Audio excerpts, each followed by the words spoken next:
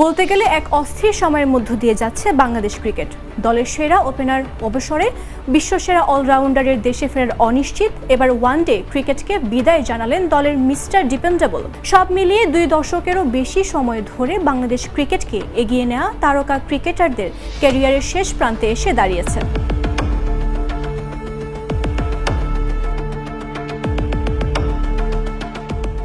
মাশরাফি, সাকিব, তামিম, মুশফিকদের এই অনুপস্থিতি কতটা ভোগাবে বাংলাদেশ ক্রিকেটকে? ভবিষ্যৎ কোন পথে এগোবে? বিকল্প খুঁজে পাবে কি?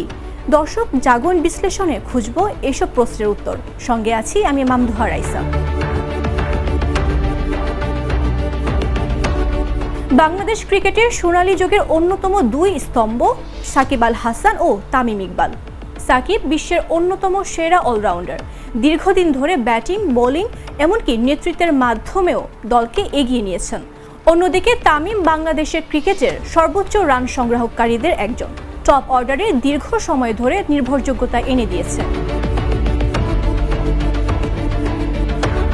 তাদের অভিজ্ঞতা, পারফরম্যান্স এবং মাঠের উপস্থিতি দলকে সবসময় অনুপ্রাণিত করেছে।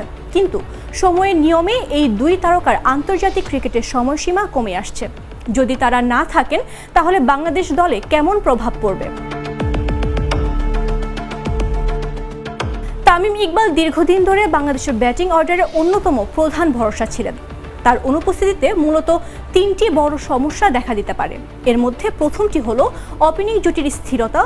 বাংলাদেশ অনেকদিন ধরেই নির্ভরযোগ্য ওপেনিং জুটি খুঁজে বেড়াচ্ছে। লিটন দাস, নাঈম শেখ কিংবা তাওহিদ হৃদয়কে দিয়ে এই শূন্যতা পূরণ করা সম্ভব? তামিমের মতো অভিজ্ঞ ওপেনার ম্যাচ পরিস্থিতি বুঝে ইনিংস গড়ে তুলতে পারেন, যা তরুণদের মধ্যে এখনও দেখা যায়নি।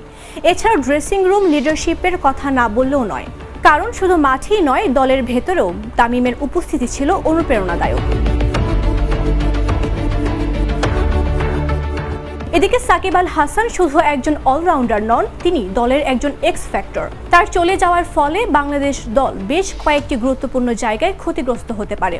সাকিবের জায়গায় সমানভাবে পারফর্ম করার মতো অলরাউন্ডার খুঁজে পাওয়া কঠিন। মেহেদী হাসান মিরাজ কিংবা শামীম পাটোয়ারি ভালো সম্ভাবনা দেখাচ্ছেন, তবে সাকিবের অভিজ্ঞতার সঙ্গে তুলনা করা কঠিন।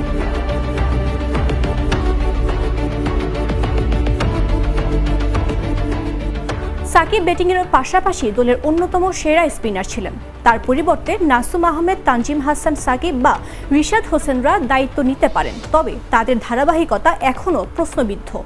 এছাড়াও সাকিব ছিলেন মাঠে এবং মাঠের বাইরে দলকে নেতৃত্ব দেওয়া একজন ক্রিকেটার। তার এই অভাবটা তরুণরা কতটা পূরণ করতে পারবে সেটাই এখন বড় প্রশ্ন। তবে আশার কথা হলো নাজমুল হোসেন শান্ত, তাওহিদ হৃদয় কিংবা মাহমুদুল হাসান জয়রা আস্তে আস্তে নিজেদের মেলে ধরেছেন। এখন প্রশ্ন, তারা কত দ্রুত অভিজ্ঞতার শূন্যতা পূরণ করতে পারবেন। নতুনদের মধ্যে তাওহিদ হৃদয়, শান্ত, মিরাজ, রিশাদ, তানজিম, সাকিব এরা ধীরে ধীরে নিজেদের প্রতিষ্ঠিত করেছেন। শান্ত ও মিরাজের মতো খেলোয়াড়রা নেতৃত্ব দেওয়ার সামর্থ্য দেখাচ্ছেন।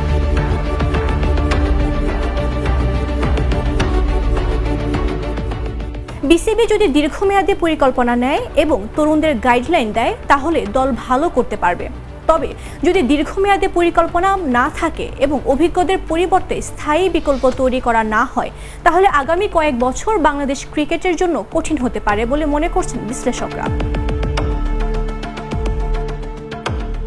বাংলাদেশ ক্রিকেট এক পরিবর্তনের যুগে প্রবেশ করছে।